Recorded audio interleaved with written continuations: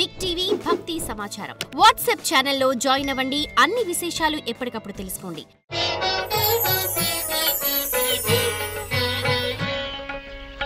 జై వీరబ్రహ్మచై గోవిందమాంబచై. నేను మీ కృష్ణమాచార్య. శ్రీ బ్రహ్మపదం ఒక వ్యక్తి యొక్క భూత భవిత వర్ధమానాలు తెలియజేసే జ్యోతిష్శాస్త్రం చాలా అద్భుతమైంది. కానీ ఓ వ్యక్తి, ఓ వ్యవస్థ, ఓ రాష్ట్రం, ఓ దేశం యావత్ ప్రపంచ భవితను ముందుగానే ఊహిస్తే, కాలచక్రంతో సహా వివరించగలిగితే అటువంటి అద్భుతమైన ఫలితాలు చెప్పగలిగిన మహనీయులు, అవతార పురుషులు జగద్గురు శ్రీమద్ విరాట్ పోతులూరి వీరబ్రహ్మేంద్ర స్వాముల వారు. ఈనాడు ప్రపంచంలో ఎక్కడ ఏ వింత జరిగినా, ఏ విచిత్రం సంభవించినా, ఏ విశ్వప్రలయం వచ్చినా గురుదేవులు వీరబ్రహ్మేంద్ర స్వాముల వారు కాలజ్ఞానంలో చెప్పారు, ఇలా జరుగుతోందని అంటూ ఉంటాం, వింటూ ఉంటాం. అటువంటి పరంపరలో 400 సంవత్సరాల క్రితమే ఈ విశ్వభవితను చెప్పిన కాలజ్ఞాని వీరబ్రహ్మేంద్ర స్వాముల వారి యొక్క కాలజ్ఞానాన్ని అనుసరించి మన దైనందిన జీవితంలో జరుగుతున్నటువంటి అనేక రకాలైన విషయాల్ని సరిపోల్చుకుంటూ సమీపమైనటువంటి భవిష్యత్తులో ఏం జరగబోతుందో తెలుసుకునేటువంటి అద్భుతమైనటువంటి ప్రయత్నాన్ని మనం చేస్తున్నాం. అటువంటి పరంపరలో ఈరోజు కార్యక్రమంలో శ్రీ గురుదేవులు వీరబ్రహ్మేంద్ర స్వాముల వారి యొక్క సాంద్ర సింధు వేదమైనటువంటి కాలజ్ఞానం నుంచి అటువంటి మరికొన్ని కాలజ్ఞాన తత్వాలని, వాక్యాలని తెలుసుకునేటువంటి ప్రయత్నం చేద్దాం.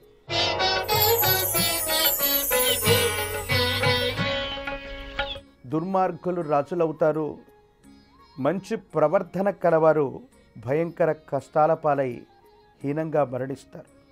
మత కలహాలు పెరిగి ఒకరినొకరు సంహరించుకుంటారన్నటువంటి కాలజ్ఞాన తత్వాన్ని మనం వింటూ ఉంటాం.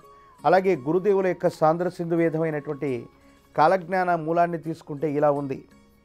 మతముల పేరిట మత్సరంభులు పెరిగి మదియించుకొని కొట్టుకొని సచ్చేరయ్య, మనువు వంశము నుండి మనుషులందరూ పుట్ట మతములెన్నుండునో తెలియండయ్య. ఎంత గొప్ప మాట ఇది. మతాల పేరిట మత్సరాలు పెరిగి వివిధ మతాల మధ్య మత కల్లోలాలు చెలరేగుతాయని గురుదేవులు వీరబ్రహ్మేంద్ర స్వాముల వారు సాంద్ర సింధు వేదమైనటువంటి కాలజ్ఞానంలో చెప్పారు.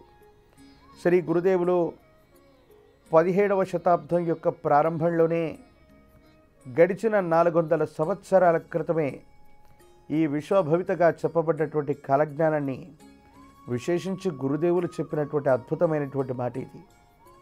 మరి ఆనాటి నుండి ఈనాటి వరకు కూడా మతముల పేరిట మత్సరంభులు పెరిగి మనుషులందరూ కూడా ఒకరినొకరు కొట్టుకొని చచ్చేటువంటి అంశాల గురించి మనం అప్పుడప్పుడు వింటూ ఉన్నాం. కానీ ప్రత్యేకించి ఈ 2025వ సంవత్సరంలో, శ్రీ విశ్వావసునామ సంవత్సరంలో ఎందుకో తెలియదు, గురుదేవులు కాలజ్ఞానంలో చెప్పినటువంటి ప్రతి మాట కూడా వాస్తవం అవుతుందేమో. ఎందుకో వీరభోగ వసంతరాయలుగా గురుదేవులు మళ్ళీ ఈ భూమి మీద అవతరించడానికి సిద్ధమైనటువంటి సమయమేమో అన్నట్టుగా ఈ పరిస్థితులు ఉన్నాయి. ప్రత్యేకించి భారత ప్రధాని మాన్యశ్రీ నరేంద్ర మోదీ గారి యొక్క నేతృత్వంలో ఉన్నటువంటి భాజపా ప్రభుత్వం వక్ఫ్ బోర్డుకు సంబంధించినటువంటి ఒక ప్రత్యేకమైనటువంటి బిల్లుని ఆమోదించినటువంటి సందర్భంగా దేశం మొత్తం కూడా ఆనందోత్సాహాలతో ఉంటున్నటువంటి సందర్భంలో భారతదేశంలో కొన్ని ప్రత్యేకమైనటువంటి ప్రాంతాల్లో మాత్రం మత కల్లోలాలు చెలరేగిపోతున్నాయి. ఇందాక మనం అనుకున్నట్టు దుర్మార్గమైనటువంటి ప్రభుత్వం, దుర్మార్గమైనటువంటి ప్రవర్తన, దుర్మార్గమైనటువంటి చిత్తం కలిగినటువంటి వ్యక్తులు ప్రభుత్వ అధినేతలు అవుతున్నారు. ఇక్కడ రాజులు అవ్వడం అంటే ఈ ప్రజల చేత ప్రజల కొరకు ఎన్నుకోబడ్డటువంటి ప్రజాస్వామ్య వ్యవస్థలో ప్రభుత్వ అధినేతల్ని మనం రాజులుగా భావన చేయొచ్చు. శ్రీ గురుదేవులు చెప్పినటువంటి ఈ మాటను అనుసరించి చూస్తే భారతావనిలో ప్రత్యేకించి ఒక విశేషవంతమైనటువంటి సరిహద్దు ప్రాంతం కలిగినటువంటి ఒక రాష్ట్రం, విశేషించి అఖండ భారతావనిగా మనం అనుకుంటున్నటువంటి భారతదేశంలో పశ్చిమ బెంగాల్కి అటు ఇటుగా ఓవైపేమో బంగ్లాదేశ్, మరోవైపేమో పశ్చిమ బెంగాల్, ఈ సరిహద్దు ప్రాంతంలో మతముల పేరిట మత్సరాలు పెరిగిపోతున్నాయి. కొంతమంది ఉద్దేశపూర్వకమైన చర్యల వల్ల దుర్మార్గమైనటువంటి చిత్తం, ప్రవర్ధన కలిగినటువంటి వ్యక్తులు రాజులవుతున్నటువంటి సందర్భం. కొంతమంది ప్రభుత్వ అధినేతలవచ్చు, ప్రభుత్వాన్ని నడిపేటువంటి పెద్దలవచ్చు, అక్కడ ఉన్నటువంటి మమతా బెనర్జీ గారు అవ్వచ్చు, వారి నేతృత్వంలో ఉన్నటువంటి ప్రభుత్వ వ్యవస్థలో ఉన్నటువంటి వాళ్ళు దుర్మార్గమైనటువంటి ప్రవర్తన కారణంగా ఎంతోమంది అభం శుభం తెలియనటువంటి వాళ్ళని, ధర్మం కోసం నిలబడుతున్నటువంటి వాళ్ళని నడి రోడ్డు మీద పైశాచికంగా హత్యలు చేస్తున్నా కూడా ఏమీ చేయలేనటువంటి నిస్సహాయమైనటువంటి పరిస్థితుల్లో మనం ఉంటున్నాం. ప్రభుత్వాలు కూడా ఎందుకో ఈ చర్యలకు స్పందన లేనటువంటి పరిస్థితిని చూస్తున్నాం.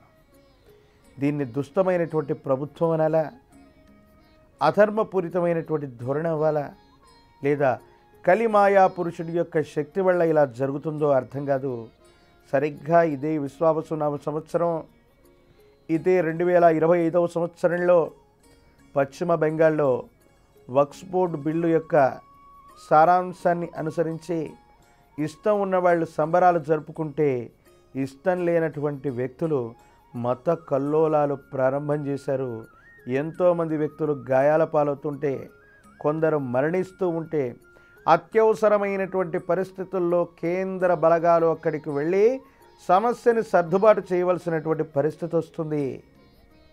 ఇలాంటి పరిస్థితుల నేపథ్యంలో కేవలం ఆ బెంగాల్ రాష్ట్రానికే కాదు, ఈ తాకిడి ఉభయ తెలుగు రాష్ట్రాల వరకు, భారతదేశంలో ఉన్నటువంటి 29 రాష్ట్రాల్లో మెల్లమెల్లగా ఈ మత ఛాందసవాదులు పెరిగిపోతున్నారు. మూర్ఖమైనటువంటి ఆలోచనల ధోరణులతో అన్నదమ్ములుగా ఉన్నటువంటి సనాతనమైనటువంటి ధర్మం, ప్రత్యేకించి ఇతర మతాల మధ్య ఎందుకో తెలియదు ఈ కుమ్ములాటలు మొదలైపోయాయి. తప్పనిసరిగా ఇది మతముల పేరిట మత్సరంబులు పెరిగి మదించి కొట్టుకొని సచ్చేరయానని గురుదేవులుగా చెప్పినట్టుగా ఈ విశ్వావసునామ సంవత్సరంలో ఈ భారతావనిలో ఒక గొప్ప మత కల్లోలం ప్రారంభం కాబోతుందేమో. దీనికి కారణాలు ఎవరైనా అయి ఉండొచ్చు, కానీ ఈ మతోన్మాద శక్తుల యొక్క స్థితిగతులు ఎలా ఉంటాయంటే, మతం అన్నటువంటిది మనిషి జీవించడానికి సరైనటువంటి ధర్మాల్ని బోధించేదై ఉండాలి తప్ప, మతం అనేటువంటి విషం, మతం అనేటువంటి మత్తు తలకెక్కితే ఇక తలలు తెగిపడే వరకు కూడా మనిషి ఊరుకోడన్నటువంటిది చరిత్ర చెప్పినటువంటి విశేషవంతమైనటువంటి సాక్ష్యం. ప్రత్యేకించి ఇదే మతాలు పేరిట మనం మదించి కొట్టుకొని చనిపోతున్నాం. కానీ మనువు వంశము నుండి మనుషులందరూ పుట్ట, మతములు ఎన్నుండునో తెలియండగా. మనందరికీ కూడా తెలిసినటువంటి మనువంశము నుండి, స్వారౌచి సమన సంభవం నుండి, ఇక్ష్వాస వంశం నుండి మిగతా మనువుల యొక్క సంతతిగా మనుషులందరూ పుట్టగా, ఇక మతాలు ఎక్కడి నుంచి వచ్చాయో తెలీదు. మన పూర్వీకులందరికీ కూడా ఒకే మనువు నుండి, సప్త ఋషుల నుండి వాళ్ళ యొక్క సంతతిగా మనం ఉద్భవిస్తే ఇన్ని మతాలు ఎక్కడి నుంచి వచ్చాయో తెలీదు. ఇలాంటి దుష్టులు రాజులవుతారు, ప్రభుత్వ అధినేతలు అవుతారు. ప్రత్యేకించి మతం తలకెక్కి తలలు తెగి పరే వరకు కూడా పరిపాలన కొనసాగిస్తారని గురుదేవులు చెప్పినట్టే చరిత్రలో మరో సాక్ష్యం ఉంది. ప్రత్యేకించి మంచి ప్రవర్తన కలిగిన వాళ్ళు, ధర్మం కోసం నిలబడేవాళ్ళు భయంకరమైనటువంటి కష్టాల పాలవుతారు. ఎలాగో తెలుసా? సుమారు అదే 17వ శతాబ్దంలో పరదేశీయుల యొక్క పరిపాలనలోకి వెళుతున్నటువంటి భారతావనిని స్వతంత్ర భారతావనిగా ఉంచటానికి, పరదేశీయుల యొక్క, ముష్కరుల యొక్క, తురుష్కుల యొక్క పరిపాలనను అంతమొందించటానికి మరాఠా వీరుడైనటువంటి ఛత్రపతి శివాజీ విశేషవంతమైనటువంటి స్థితిగతుల్లో తన ప్రాణ త్యాగాన్ని కూడా చేస్తే వారి కుమారుడైనటువంటి సంభాజిని మత సంబంధమైనటువంటి స్థితిగతుల్లో సనాతనమైనటువంటి ధర్మాన్ని వదిలిపెట్టి పరధర్మాన్ని గనక స్వీకరిస్తే రాజ్యాలు ఇస్తాం, రాజధానులు ఇస్తాం, ఎన్నో కానుకలు ఇస్తామని చెప్పిన వినకపోతే శరీరంలో ఉన్నటువంటి చర్మంతో సహా శరీరంలో ఉన్నటువంటి ఒక్కొక్క అవయవాన్ని తొలిచేస్తూ ఉంటే విపరీతమైనటువంటి నరక యాతన పడుతూ కూడా సనాతన ధర్మం కోసం ఇలాంటి మంచి వ్యక్తులు చనిపోయారు.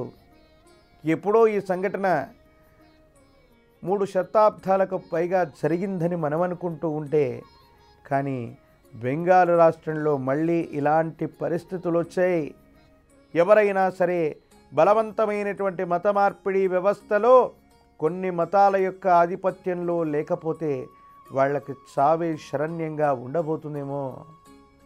అక్కడ ప్రభుత్వ విధానాలు, ప్రభుత్వ వ్యవస్థలు, లౌకిక సంబంధమైనటువంటి విధానాల వల్ల చొరబాటుదారులు కూడా ఎక్కువైపోతున్నారు. వేరే రాష్ట్రాల నుండి, వేరే దేశాల నుండి మతోన్మాద శక్తులన్నీ కూడా సనాతన ధర్మాన్ని నాశనం చేయడానికి కంకణం కట్టుకున్నటువంటి వేర్పాటువాదులందరికీ కూడా ఈ భూభాగం నుండే భారతావనిలోకి వస్తున్నారేమో. గురుదేవులు చెప్పినట్టుగా మరో గొప్ప మత కల్లోలానికి ఆజ్యం పోస్తున్నటువంటి పరిస్థితులు వస్తున్నాయేమో. ప్రత్యేకించి మనందరికీ కూడా తెలిసినటువంటి అంశం, ఒకానొక సందర్భంలో 1-2 దశాబ్దాల క్రితం ఇదే మరాఠా రాష్ట్రం మహారాష్ట్రకు సంబంధించి ముంబై, పూణే లాంటి మహోన్నతమైనటువంటి నగరాల్లో ఇదే మతోన్మాద శక్తులు విశేషవంతమైన బాంబు పేలుళ్ళని మనం చూసాం. అమాయకులైనటువంటి ఎంతోమందిని పొట్టన పెట్టుకున్న దాఖలాలున్నాయి. ఇదే భారతావని తెలంగాణ రాష్ట్రం, ఆనాడు అవిభక్త ఆంధ్రప్రదేశ్లోని ఇదే భాగ్యనగరంలో బాంబు పేలుళ్ళని మనం చూసాం. మతోన్మాద సంబంధమైన పరిస్థితుల వల్ల అందరూ కొట్టుకు చచ్చేటువంటి పరిస్థితులు ఉన్నాయి.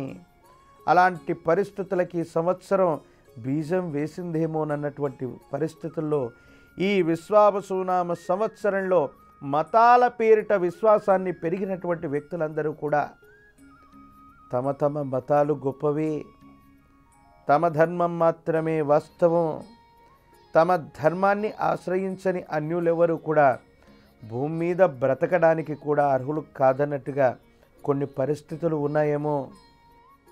ఆ విధమైనటువంటి స్థితిగతుల్లోనే ఈ విధమైనటువంటి మతోన్మాద శక్తులు చురకత్తులై మనుషులందరినీ కూడా సంహరణ చేసేటువంటి పరిస్థితులు ఉన్నాయేమోనని గురుదేవులు వీరబ్రహ్మేంద్ర స్వాముల వారి యొక్క కాలజ్ఞానంలో విశేషించినటువంటి పరిస్థితులను మనం చూస్తూ ఉన్నాం. మనమందరం ఈనాడు సనాతనమైన ధర్మాన్ని రక్షణ చేస్తున్నాం. సనాతన ధర్మం కోసం మనం బ్రతికి బట్ట కట్టుతున్నాం. ఈనాడు ఇంతమంది గొప్పవాళ్ళు లేకపోతే, ఈ రాజకీయ నాయకులే లేకపోతే మన సనాతన ధర్మం ఏమైపోతుందో ఏమని మనం అనుకుంటాం. కానీ 400 సంవత్సరాల క్రితం ఒక విచిత్రవంతమైనటువంటి సంఘటన జరిగింది. కాలజ్ఞానాన్ని ప్రబోధిస్తున్న శ్రీ వీరబ్రహ్మేంద్ర స్వాముల వారు విశేషించి కొంతమంది నవాబులు వారి యొక్క ఆస్థానానికి రమ్మని గురుదేవుల్ని ఆజ్ఞాపించారట. మహమ్మదీయుడి యొక్క కుటుంబానికి సంబంధించిన పీరు సాహెబ్గా పిలువబడుతున్నటువంటి ఒక చిన్న పిల్లవాడిని ఆ సిద్ధయ్యని శిష్యుడిగా చేసుకొని మత మార్పిడీలు చేస్తున్నారన్న ఉద్దేశం చేత కడప నవాబు గారు వర్ధమానం అందించి స్వామివారిని తమ యొక్క ఆస్థానానికి రమ్మన్నారట. కేవలం కడప నవాబు గారే కాదు, బనగానుపల్లి నవాబు గారు, ఇతర ప్రాంతాలకు సంబంధించిన నవాబులు, ప్రత్యేకించి ఇదే భాగ్యనగరానికి సంబంధించిన గోల్కొండ నవాబు కూడా శ్రీ గురుదేవులు వీరబ్రహ్మేంద్ర స్వాముల వారిని తమ ఆస్థానానికి పిలిపించుకొని వారిని అపహాస్యం చేయాలనో, వారి మహిమ చూడాలనో, ఏదో రకంగా వారిని మందలించి మన ధర్మాన్ని నాశనం చేయాలన్నటువంటి మూర్ఖమైనటువంటి ఆలోచనతో ఉంటూ శ్రీ గురుదేవులు వీరబ్రహ్మేంద్ర స్వాముల వారు ఇలాంటి ముష్కరుల యొక్క ఆస్థానానికి వెళ్ళినటువంటి సందర్భంలో గోవు యొక్క మాంసాన్ని తీసుకొచ్చి దాన్ని స్వీకరించి స్వామివారిని ప్రసన్నుడు గమ్మని చెబితే స్వామివారి యొక్క మంత్రజలాన్ని సంప్రోక్షణ చేస్తే కదలీ ఫలాలుగా మారిపోయాయని పెద్దలు చెప్తూ ఉంటారు. ప్రత్యేకించి విశేషించినటువంటి కాలజ్ఞానాన్ని చెప్పగలిగిన మహనీయులు వీరబ్రహ్మేంద్ర స్వాముల వారిని మరో మూర్ఖుడైనటువంటి నవాబీలా అన్నారు, ప్రపంచంలో జరగబోయే అంశాలన్నీ మీరు చెప్పగలిగితే మీరు చెప్పినవన్నీ నిజమవుతాయని ప్రజలు అనుకుంటున్నారయ్యా. మా యొక్క ఆస్థానంలో గర్భస్థ శిశువును మోస్తున్నటువంటి గుర్రం ఒకటి ఉంది. కొన్ని నెలల తర్వాత ఇది ప్రసవిస్తే మగ గుర్రం పుడుతుందా, ఆడగుర్రం పుడుతుందా? ఈ చిన్న ప్రశ్నకు నువ్వు సమాధానం చెప్పగలవా? ఇది చెప్పినట్టయితే, ఇది వాస్తవమైతే నిజంగా మీరు చెప్పబోయేటువంటి కాలజ్ఞానం సమీపమైన భవిష్యత్తులో వాస్తవం అవుతుందన్నటువంటి వాస్తవం మాకు అర్థమవుతుందనగానే గురుదేవులు చిరునవ్వుతో నవ్వి ఆ గుర్రాన్ని తీసుకురమ్మని చెప్పి ఓ పరదా కట్టించి ఆ గుర్రం గర్భం నుండి ఎడమ చేతితో పిండగ్రస్తమై ఉన్నటువంటి గుర్రపు పిల్లను తీసుకొచ్చి నవాబు చేతిలో ఉంచి, సమయం లేదు, త్వరగా ఇది మగ గుర్రమో ఆడగుర్రమో నువ్వే వాటిని చూసి తెలుసుకో, ఆలస్యం చేయకుండా మళ్ళీ ఇస్తే దాన్ని బ్రతికిస్తానని చెప్తే ఆశ్చర్యపడిపోయి స్వామివారి యొక్క పాదాల క్రింద పడ్డారు. పాదాలు పట్టుకుంటే సనాతనమైన ధర్మం యొక్క వైశిష్ట్యాన్ని తెలుపుతూ పరమత సహనాన్ని పాటించినటువంటి గురుదేవులు సనాతన ధర్మం జోలికి రావద్దని, మీ పరిపాలన మీరు చేసుకోండి తప్ప బలవంతమైనటువంటి మత మార్పిడిలు చేయొద్దని గురుదేవులు చెప్తే ఆ మహనీయుడి యొక్క మాటలే శిరోధార్యంగా వలచి ఆ స్వామివారి యొక్క మహత్యం చేత 400 సంవత్సరాల క్రితమే పరదేశీయులుగా మారిపోవలసినటువంటి మనమందరం కూడా ఇంకా సనాతన ధర్మంలో బ్రతికి బట్ట కడుతున్నామంటే గురుదేవులు ఈ ఉభయ తెలుగు రాష్ట్రాల అవల ప్రత్యేకించి దక్షిణ భారతదేశంలో వివిధ ప్రాంతాల్లో గురుదేవులు సంచరించి ఈ ధర్మ విజయం చేయటం వల్లనే ఈ సనాతన ధర్మం అన్నటువంటిది ఇంకా పరిడవిల్లుతోంది. కానీ గురుదేవులు కాలజ్ఞానమైన సాంద్ర సింధువేదమైనటువంటి కాలజ్ఞానంలో చెప్పిన ఈ మాట వింటుంటే నిజంగా మళ్ళీ సనాతన ధర్మానికి బీటలు వారతాయేమో, మతాల పేరిట మత్సరంబులు పెరిగేటువంటి పరిస్థితి వస్తుందేమో. ప్రత్యేకించి ఇదే విశ్వావసునామ సంవత్సరంలో ఎన్నో దుర్ఘటనలు జరుగుతున్నటువంటి సందర్భాన్ని చూసాం. కలియుగంలో 5126వ సంవత్సరంగా ప్రఖ్యాతి నొందినటువంటి శ్రీ విశ్వావసునామ సంవత్సరంలో మరికొన్ని విచిత్రవంతమైనటువంటి పరిస్థితులతో పాటు ఈ ప్రళయానికి నాంది ప్రస్తావనగా మారతాయేమో. భారతావనే కాదు, ప్రపంచ దేశాల మధ్య మతాల పేరిట మత్సరాలు పెరిగిపోతున్నాయి. ప్రపంచంలో ఇదే మతోన్మాద సమస్య వల్ల సంవత్సరాలు దాటి 2 ప్రధానమైనటువంటి దేశాల మధ్య యుద్ధం జరుగుతున్న వాతావరణాన్ని మనం చూస్తూ ఉన్నాం. శాంతియుతమైనటువంటి చర్చలు ఒకవైపు చేస్తూనే యుద్ధం అన్నటువంటిది నిర్విరామంగా కొనసాగుతున్నటువంటి పరిస్థితులు మనం చూస్తున్నాం. ఉక్రెయిన్కి రష్యాకి మధ్య ఉన్నటువంటి ఇబ్బందులను చూస్తూ ఉన్నాం. ప్రత్యేకించి కొన్ని దేశాలు మత సంబంధమైనటువంటి ప్రాతిపదికన ఆయా దేశాల మధ్య సహాయాన్ని చేస్తూ ఉన్నటువంటి ఇబ్బందిని మరికొంచెం పెంచేటువంటి ప్రయత్నాన్ని చూస్తున్నాం. గురుదేవులు వీరబ్రహ్మేంద్ర స్వాముల వారి యొక్క ఈ కాలజ్ఞాన తత్వాన్ని అనుసరించి చూస్తే అది మరో విశేషవంతమైనటువంటి ప్రపంచ యుద్ధానికి కూడా నాంది ప్రస్తావనయ్యే అవకాశం ఉంది. అగ్రరాజ్యాలుగా పిలువబడుతున్నటువంటి దేశాలు కూడా ఈ మతోన్మాద సమస్య వల్ల ఒకవైపుగా ఏర్పడి కొన్ని కూటములుగా ఏర్పడి కొట్లాడుకునేటువంటి పరిస్థితికి ఇది నాంది ప్రస్తావన అవుతుంది. రాబోయేటువంటి 5 నుండి 10 సంవత్సరాల లోపు విశేషించినటువంటి స్థితిగతుల్లో గురుదేవులు చెప్పిన మాట ప్రకారం అగ్రరాజ్యాలు కూడా ఈ మత సంబంధమైన ఛాందసవాద శక్తుల వల్ల కనుమరుగైపోయేటువంటి పరిస్థితులు ఉన్నాయి. గొప్ప గొప్ప యుద్ధాలు వస్తాయి. ఇది కేవలం ఉభయ తెలుగు రాష్ట్రాలకో, భారతదేశంలోని పశ్చిమ బెంగాల్కో, ఇతర రాష్ట్రాలకు మాత్రమే సంబంధించిన విషబీజం కాదిది.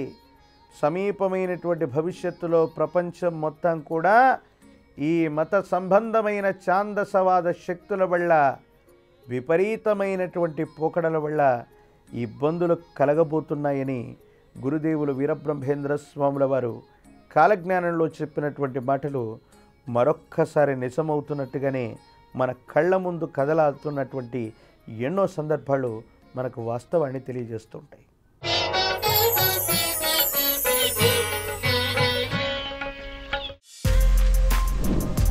For more videos like this, subscribe Big TV channel.